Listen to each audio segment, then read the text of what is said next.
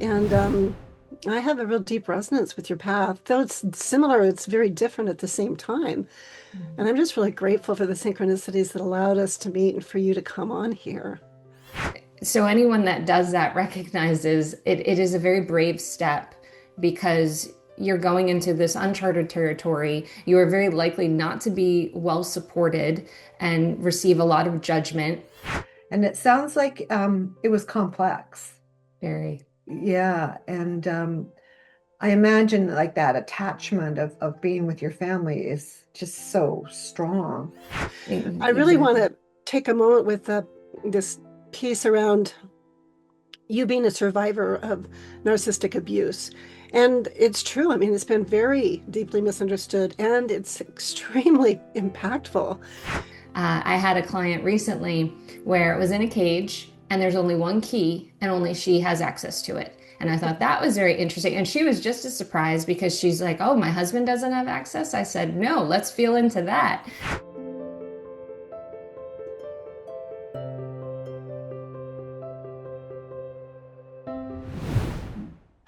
Welcome back to the Healing You Method podcast. I'm Gloria Leibecker, and I'm here with my dear friend and co host, Gail Donahue. And today we're welcoming someone whose work touches deeply into the spaces many of us know intimately, the places of trauma, awakening, and the return to our soul's wisdom. Hmm. Today, we're joined by Chris Wasko, an energy healer, spiritual um, spiritual counselor, and psychic medium who supports old souls and survivors of narcissistic abuse. Her work brings together energy healing, nervous system regulation, and intuitive guidance in such a grounded and accessible way. Yeah, she's also the author of An Old Soul's Journey, a gentle and powerful guide to inner child healing and conscious evolution. So, Chris, we are so grateful to have you here. Thank you. I'm grateful to be here. Yeah. Yeah, and I don't know how would you like to begin here? Didn't know if we should like take a breath together and just arrive, and just interested in hearing from you how your body might be feeling in this moment as we begin. I love the idea of taking a breath and kind of, setting that grounding for us. Ah, Oh, wonderful. oh. Would you enjoy leading us to do that? Sure, I would love Okay. to. All right, thank you. So I always like to hold my heart space and I always like to put focus on where in our bodies we drop in because we all drop in at a different place. Mm, And whatever place we're dropping in at is completely perfect for us. Mhm. And just focus mm, on that space and breathe into it and feel the body grounding more deeply. And feel yourself becoming more centered with each breath, more relaxed.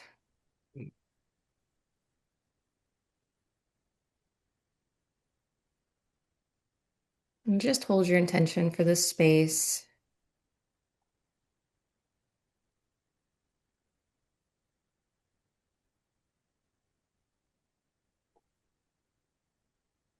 And just feel the light energy within,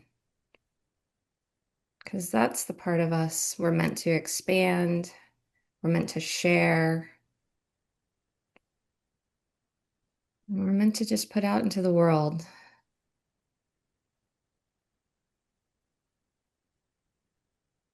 And as we feel this light energy expand, we recognize we are safe, we recognize that we are loved, and we recognize that we are fully supported in this space.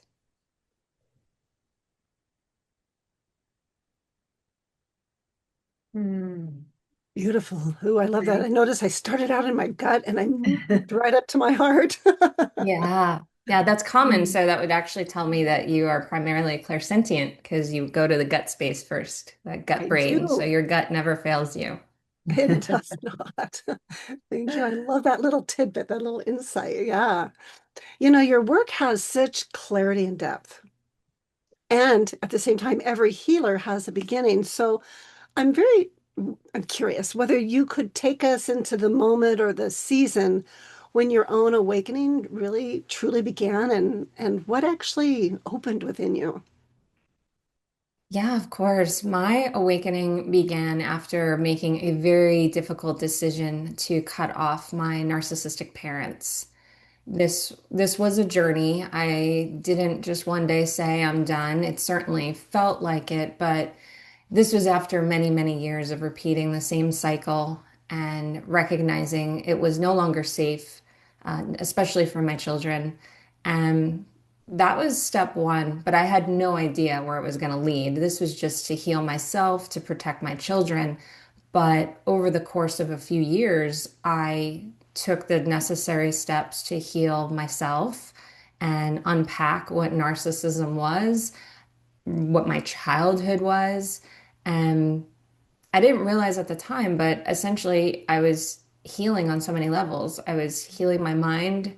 I was healing my body. At that time, I had a thyroid condition and an autoimmune condition that I was told was incurable and I would have for the Mm, rest of my life. But I have since healed that. And so, in healing my mind, my body, it essentially opened me up to spirit.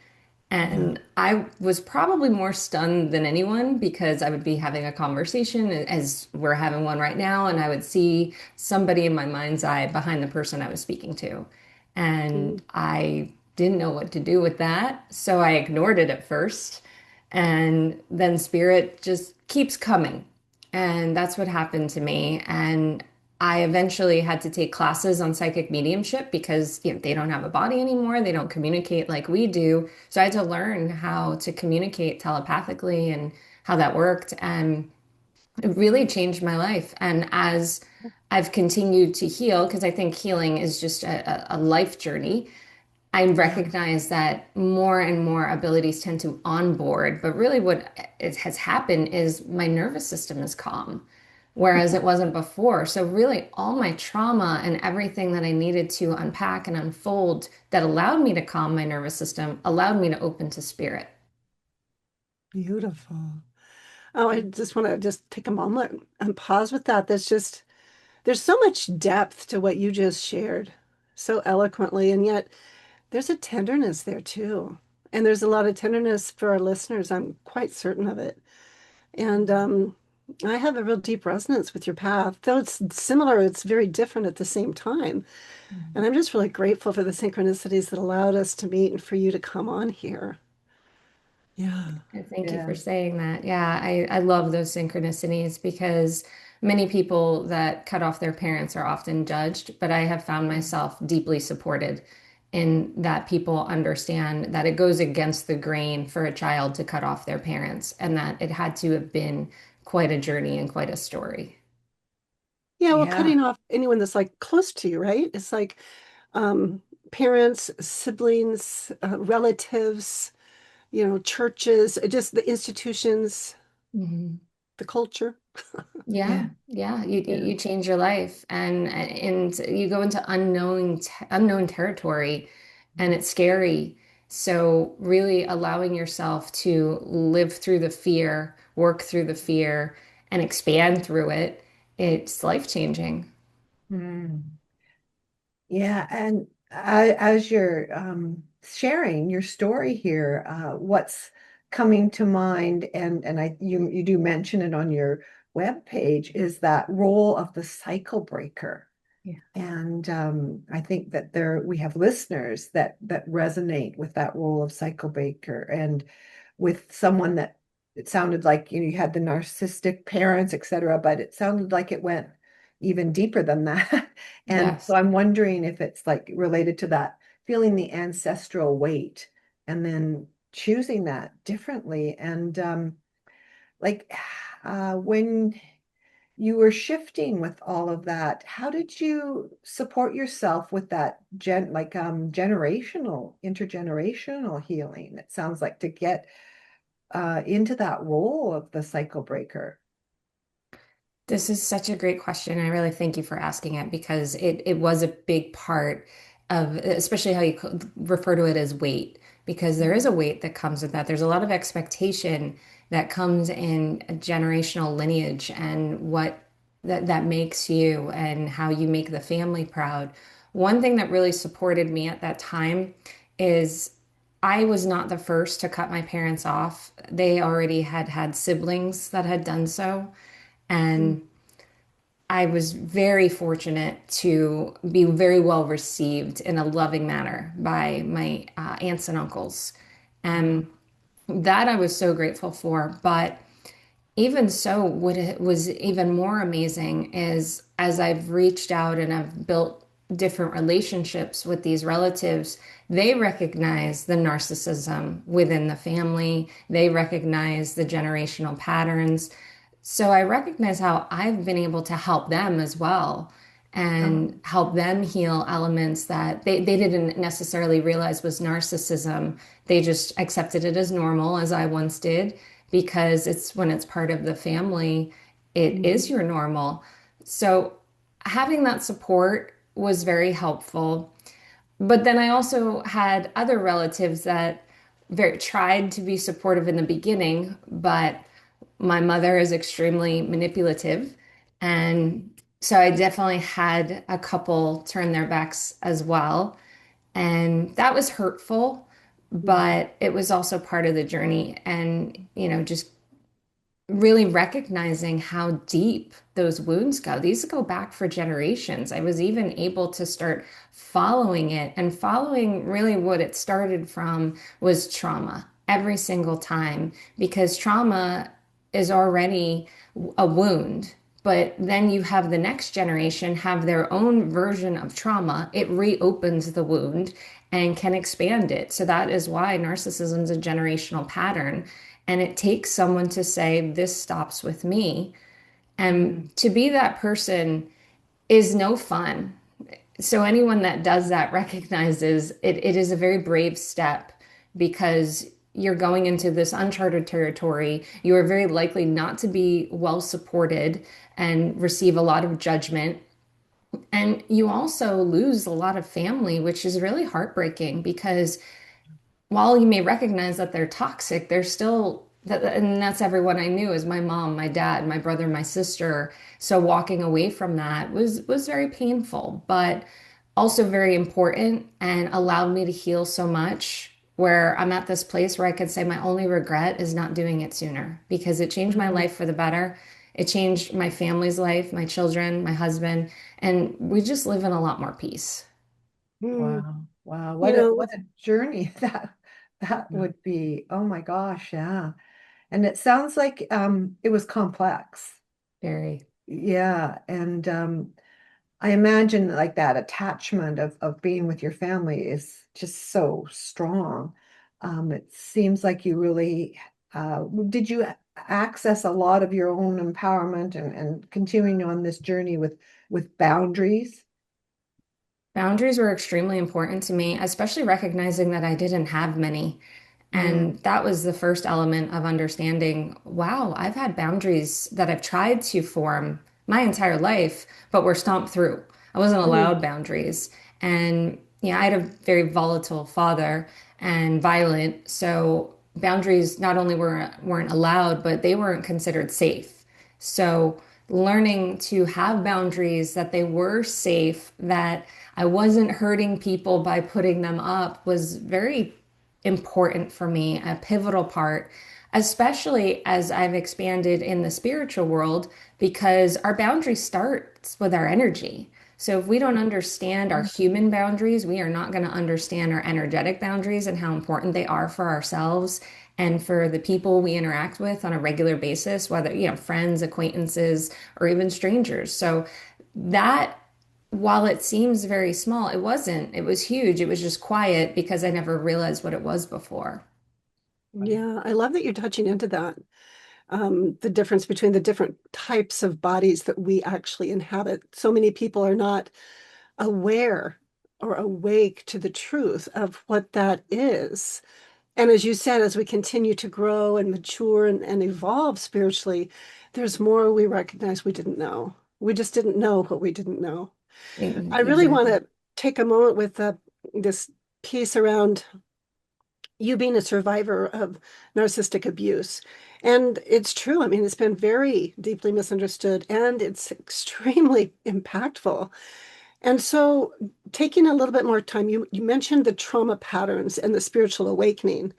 Can you share a little bit more around how, trauma actually can be a pathway to really accessing intuition and the spiritual gifts that actually reside within that wound that you had spoken about when you take time to Yes, actually sit with it? Yeah. yeah, so I often say this line, and I feel like a broken record, and I'll probably repeat it forever. But once we understand ourselves is when we could then go beyond ourselves. So the more we understand about ourselves, we unpack our wounds, our trauma, and things we don't necessarily even look at as trauma, but really things that have hurt us. We have to look at our story, unpack our story, and explore it at a as objective as we can possibly do. Mhm. And if we cannot be objective because we're still in the depths of feeling, allow ourselves to feel because we do not allow that enough as human beings on this planet to really allow the emotions of depth, grief, sorrow, to really allow it to move through because what happens is we are taught to stifle and hold in. Don't cry, you cry, I'll give you something to cry about was a common phrase many of us heard Yeah, growing up. yeah, And we learn to trap that in our body, but energy getting stuck in the body doesn't serve us. And over time, it reveals itself in other ways, usually in a health ailment. So the more we understand that, because we allow ourselves openness and awareness, because awareness is one of the first forms of release. Like, oh, wow, I understand how that affected me. I understand now how what that could have done to my body, my energy, because I was holding this in and not allowing for these emotions to process. So sometimes just the awareness alone is enough to release energy. And then you keep going in steps because I always say energy is like an onion, it reveals itself in layers. So those first initial layers are the layers of awareness. And as you get into it, it's more of exploring the pain because a lot of times we don't want to explore our pain because we don't want to revisit it. And I don't feel that we always have to revisit the story of origin because that doesn't always serve people, but we can explore what it's done to the body. So I always like to pull people into their bodies. Let's visit it. Let's go find it. Let's sit with it and let it speak. And Yeah. people, I think at first are like, how do you do that? I said, well, it's working with energy. But as I go to that saying, once we understand ourselves is when we could go beyond ourselves. Because early in my work, as I was helping people heal from narcissism, from childhood trauma, I was recognizing the more my clients were healing, the more they were opening up to spirit, which is why I started teaching because I had them asking, could you help me? Because I'm suddenly starting to see people in spirit and have vivid dreams. And I said, sure. And I had to go through it kind of stumbling through. So I'm happy to help people understand it in a mhm, way that I think is a little more fluid. So while I have appreciation for my journey, I like the fact that I can help others make that a little less tumultuous if possible. yeah. Well, what you've just described sounds so delicious with blending your energy healing and psychic mediumship and your intuition, guidance, and the body work. Could you give us a little bit of how you've experienced your clients shifting over time? Yes, I love that feeling when that happens. There's something so empowering because I I don't like for my clients to look at me as a healer. I just like for them to look at me as a guide because I believe we all Mm. have the ability to heal ourselves. So I guide them with tools, with exercises and practices. And yes, it does help that I can climb into the energy body and explore and see things and bring the awareness, as I said, that first level. But it always comes down to whether or not they're willing to do the work. Yeah. Um, we can only, meet people where they're at. So when I have clients that will absolutely be so diligent and they're like advanced students and they do all their homework, as I don't necessarily call it that. I more say these are suggested exercises because, again, we always have choice and never get in the way of anyone's free will. But to see over time, what happens is their energy gets lighter because trauma has weight. So when we were releasing our trauma, I feel their energy get lighter. I see their eyes and their faces get brighter because I'm seeing the soul at its core level because we've started bringing back those pieces and those fragments that were left along this journey and in past life journeys. So that's why I love it so much. It lights me up because I see the light within them and know that we've done that together on this journey is just very exciting. It's very exciting to see. Wow. That's fun. So, do you read chakras as well? Yes, that's primarily what I do. I will go into the seven main chakras and just ask for them to let me in. And I go Mm. one by one and I explore. I'm kind of like a little explorer, jumping in, seeing what I see, feeling what I feel.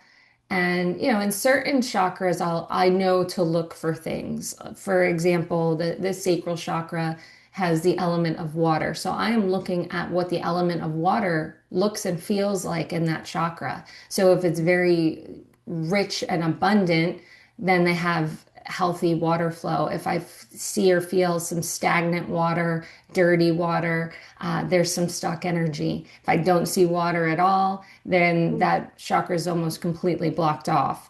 And so I know in that sense, I'm looking for what the water looks like. I mean, at first, when I was doing this, I didn't know what I was looking for. I just was looking because Yeah. I felt I could. But as I've expanded more in it, I I do have that element of like, okay, what am I first looking for? So, heart chakra, as another example, we are very guarded of our emotions and our feelings in society. It helps protect us. So I Mhm. look at how someone's heart looks. Is it guarded? How is it guarded? Is it in a cage? Is it behind a wall where I can't even see it? I had a client recently where it was in a cage and there's only one key and only she has access to it. And I thought that was very interesting. And she was just as surprised because she's like, oh, my husband doesn't have access. I said, no, let's feel into that. So it's always very interesting to just explore because the body tells a story. So to just Yeah. see what that story is saying, it's fun. I really enjoy it. Mm. Wow. And so, can you tell us about meeting the inner child? Because you do speak about that in your work as well. Yes, I feel for my own journey, I recognized how important inner child healing was Hmm. and a very important part to healing because, especially from narcissistic abuse, because when we're raised by narcissists, we're not often allowed to be children Yeah. and we're not allowed a lot of things, but connecting to that inner child, we're giving ourselves permission to be a kid, to Mm. feel, to explore, to be curious, to get Mm. back to that childish curiosity. A lot of people will associate it with fun, which is great. Fun is important, but there's nothing like the curiosity of a child that Mm. allows us to explore in that fun way. So I really like to help people connect with that version of themselves and become friends with that version of themselves. Oftentimes, with the type of clients I have, when we're first visiting the inner child, it's very delicate because there's a lot of wounds. So usually the first visit is letting them know we're here. I Yeah. that you don't have to go through this alone anymore. I've got your back now. And that's always very emotional because what happens is when we see our inner child, we see a version of ourselves in our mind. And it's usually related to a picture of ourselves that we just know. And Mhm. so we're visiting that version of us and we're seeing that version of us. But what we're also seeing is what that version of us is about to go through. And that's very painful on an initial visit because we just want to save them from everything. And we want to warn them, protect them. And it's important to process that. It's important to visit that because there's a part of that that's been shut down. So opening that up allows us to open on so many other levels, but it does a lot for the heart chakra. Children often live in the heart chakra. Not Mm. always, but that is the most common space. If the inner child is in a different chakra, it's because that chakra needed the support of the inner child energy. And when it comes to the inner child, I often will look for the inner teen, depending on how wounded the inner child is, because the inner teen is the inner child's protector, and the inner teen often hides in energy, won't come out unless provoked, because that means they had to protect the inner child. Mm. So if you have somebody that was a very angry teenager, very likely they didn't have a great childhood, and that teen has come out with this fierceness of protection. And I love exploring this and seeing how the energy has protected through these archetypes essentially and Mhm. allow us to heal because it allows us to understand what our bodies are doing and how we can work with that. Wow. That's so interesting what you've described and how you're looking at the layers there. Like, referred to the onion, but how our inner child and then the inner teen and how it's all about protection in the ways that they are trying to do in this world. That's so fascinating. And I was really curious because you mention on your website about and your book about old souls. And I'm sure we have people who listen to this podcast that do identify as old souls.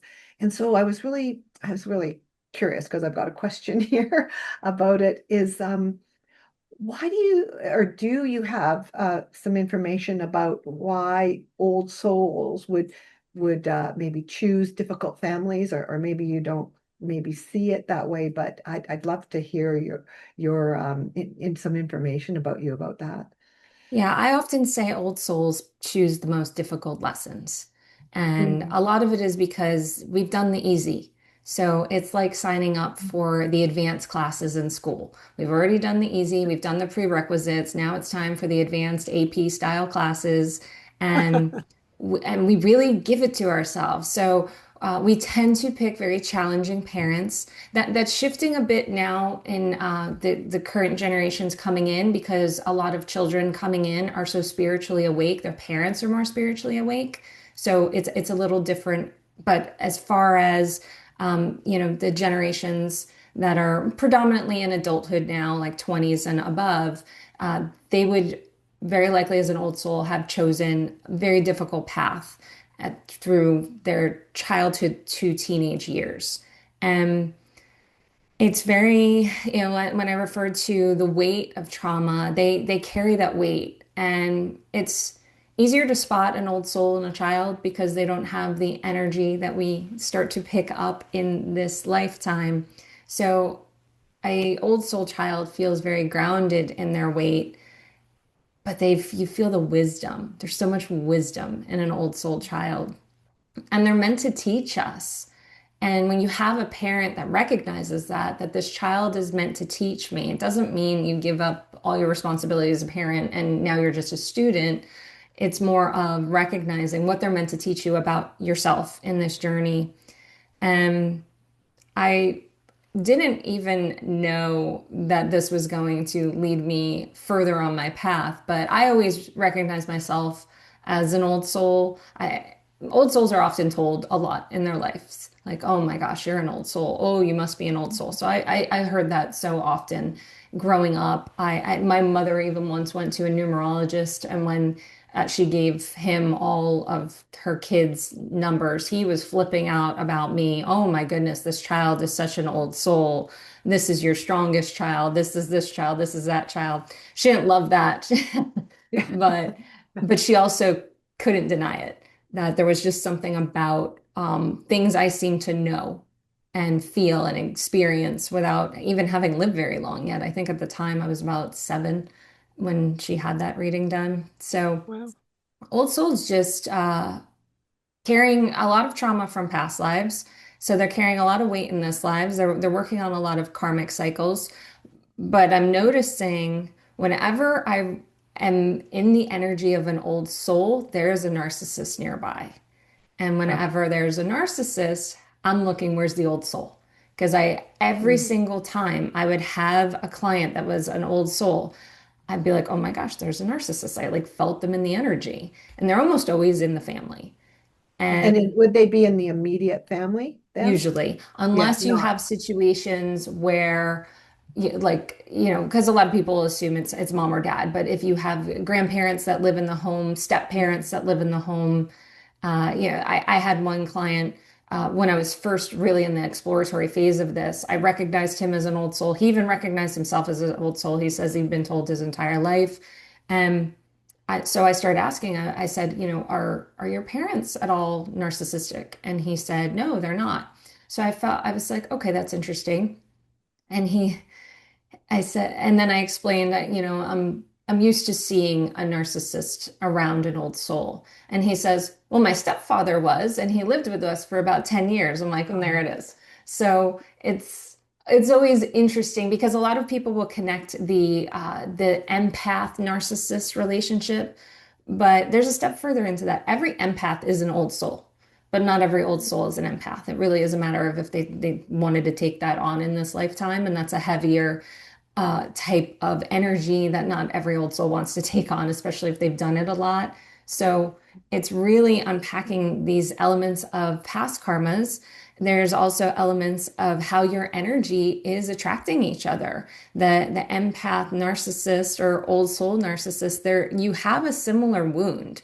When we talk about energies of, oh, like attracts like, the likeness when it comes to narcissism and old souls is the wound energy. It's not the personality energy. But a lot of people will look at it that way and then feel a little threatened by such an accusation, which I wouldn't blame them. Some narcissists can do such terrible things, and to think that you're being compared to that on an energetic level with your personality would, I think, be a little insulting. But it's really recognizing it's a wound energy. yeah. Wow. Do you think That really, that is for that the old souls and what you've been talking about, would the longing to belong, would that be a really big wound for the Yes. old souls? Yes, longing to belong, feelings of abandonment. It's a lonely path. They tend to, for one, their energy is so sensitive. So they tend to want to be alone. The isolation at times is very important and very healing, but it can also be very isolating. You feel lonely because you're not understood by anyone in your immediate family is Yeah, usually the case. yeah. It's rare if that does happen, but we also gift ourselves throughout our lives amazing people in our journey, even if they're only there for a little bit. But old souls do this. Sometimes it's not in a friendship or a relationship that's very personal or romantic. Sometimes, one of my very important soul people in this lifetime was a guidance counselor I had in high school. I didn't recognize it at the time, but in hindsight, I recognized how much this woman was there for me, how much she supported me. And some of the words that she had said still resonate with me to this day, and I recognized her as, that absolutely she was on my soul contract. I would have needed her at that time. But I will also say at that time, I felt so lonely, so isolated. I wouldn't have even recognized her as a helper. It was just because it was brief when it happened, but it's what we do for ourselves. It does get better with age, but the one of the biggest obstacles for an old soul is to get through the teenage years Right. because Yeah. a lot of them, and it's most commonly seen around age 11, They start to have very dark thoughts about not wanting to be on this planet anymore. Some get to the point of being suicidal, and some just don't want to be here. So it gets heavy, and I do a lot of talks on that, especially suicide and the spiritual repercussions of that. I mean, and really to educate too, because so many of us are taught. I mean, I was raised Catholic, so we're taught, if one commits suicide, you go to hell, and Yeah. that's not it. But it is a version of it because it's a level of torment for the soul, and I help people understand that, and especially old souls, because it is very common for an old soul to have that on a contract. The way suicide shows up on a contract is not like you're going to do this. The reason it would show up, it almost like lingers in the distance. It means you've done it in a previous lifetime and you're essentially being tested to not do it again.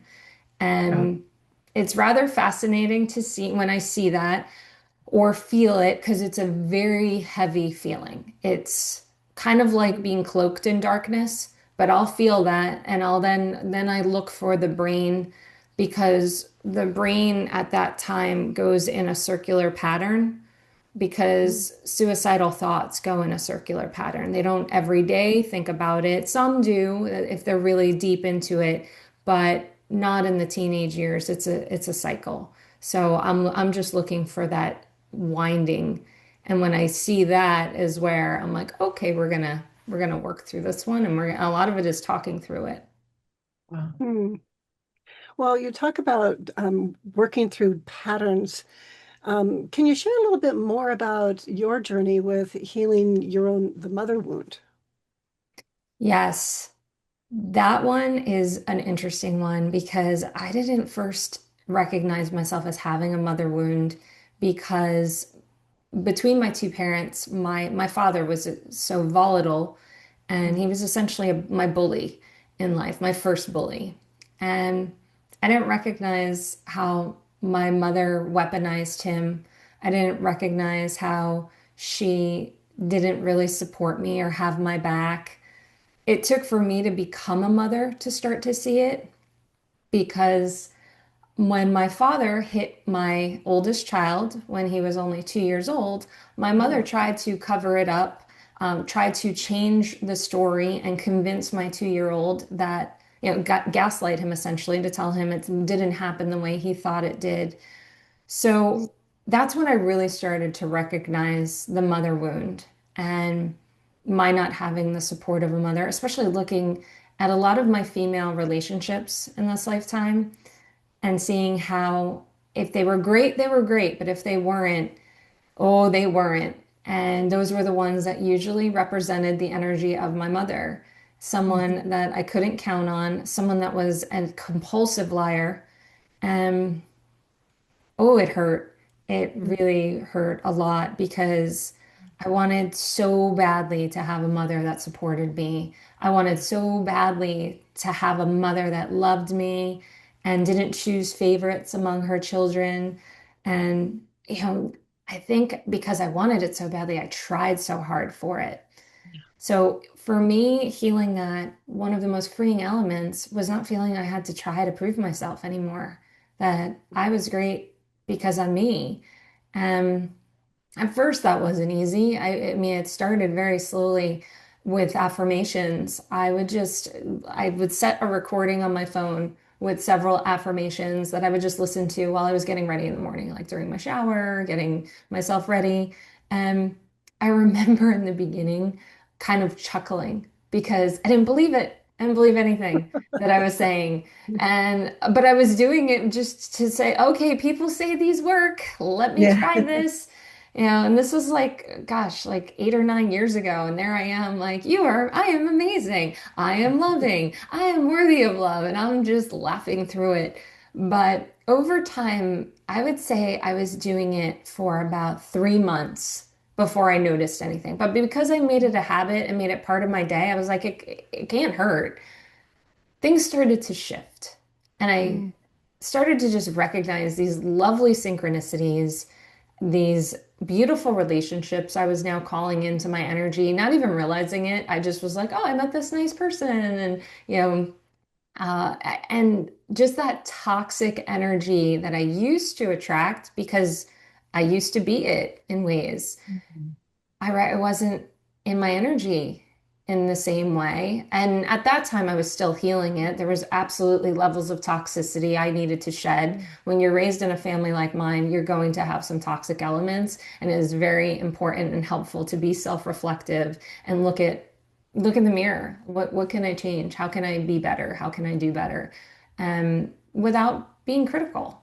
That's the even harder part. How can I just look at myself lovingly, like, and say, okay, you need to do better and be better, but not hate myself for all the things that I had done. So it's absolutely a process. Yeah. But the mother wound often exists in the heart chakra. It's also in the solar plexus because you lose so much of yourself and your personal power. So those are the two chakras I focus on for a mother wound.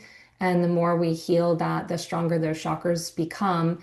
And then we become very comfortable with ourselves, with our personal power, with who we are, because we then love who we are and we accept who we are and we're grateful for who we are.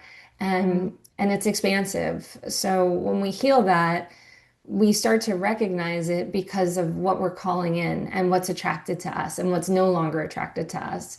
So, and I did this all just by trying to feel better. I wasn't in any way, I'm going to heal this mother wound. I just didn't want to feel sad. And I Mm, did what I could at the time. Yeah. Wow. that's beautiful. Yeah. So, for Chris, for someone listening today who might see themselves right in the middle of, or, recognizing that they're in an abusive relationship or dynamic, and they want to look at leaving, or perhaps they are leaving, what would you want them to hear? What would you say to them right now as a gentle first step?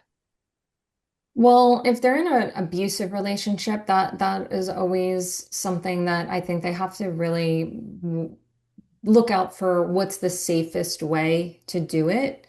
And finding someone to trust is not always easy. So I feel that reaching out for resources, especially in domestic abuse, is very important in any situation where there's violence. Because I have had clients that do have very volatile partners, and as soon as they hear that they might be leaving, then not so great things happen. So I always try to prevent that of, safety first because it's scary and especially if there's children involved and finding those resources, finding the people you can trust because a lot of times you're probably trusting strangers and that could be very hard. But it's also important because we can't always trust the people in our circle who want to see the best in all involved and not see the abuse firsthand. But ultimately, I always like to teach people to get to that place within them to find those elements of grounding, to find those elements of safety. And because there's a spark in there that makes them brave, because we never feel less brave than we are leaving that type of relationship. It's scary, it's lonely, it's sad, it's so confusing, but it's your first step in choosing yourself and knowing you're worthy of love is a very important part of that. So I always like to help people get to that place of self-love that you are worthy of that choice. You are worthy of better. You are worthy of so much. You just don't see it because you've been in this cycle of abuse for so long. So it always depends on where somebody is at in it. If they're ready to walk out, they didn't just decide that. They've been thinking of that for probably months to years. So it's just a matter of where's that bravery within to allow for them to feel that they can do it. Because the road is not an easy one. That's why so many people stay in these types of relationships. Yeah. While I feel it is 100% worth it and your life gets so much better in the short term, It does not feel that way. It's difficult, it's challenging, it's isolating because what's happening on an energetic level, you have brought change energy in. And I always like to compare change energy of that level to a snow globe where you just take it and you shake it. And now everything's all up in the air and trying to figure out where to land and where to settle. So recognizing that you are in change energy, it's okay that you don't know. It's okay that it's chaotic and you'll get to peace eventually, but it takes a good 6 months to a year to Mm. feel more grounded. But I would say that with any major change, a move is a common one. Anyone that has moved, usually within the first 3 months, everyone's like, I want to move back. This was a mistake. I Yeah. shouldn't have done this. But it's because they're Yeah, in that so change true. energy. The snow globe is still in that Yeah. shook mode, and they have to allow for it to settle. So I always say after a big move, give it 6 months to a year.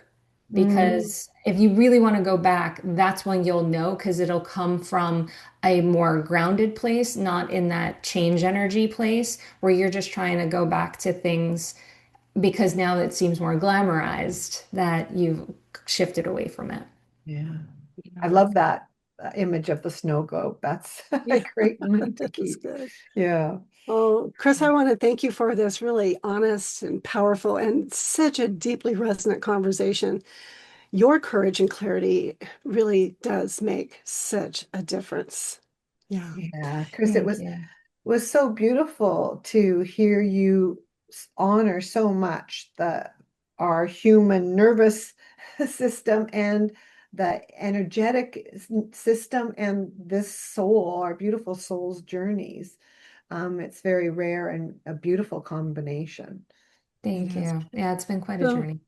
please share, how can our listeners reach out? How can they find you, learn more about you, your resources? The easiest way to find me is my website, which is my name, chriswasko.com. Okay. We'll show that link in our show notes. And I want to invite each of you listening to take a moment to really feel into your own inner wisdom. The part of you that knows your path is unfolding with purpose. Yeah.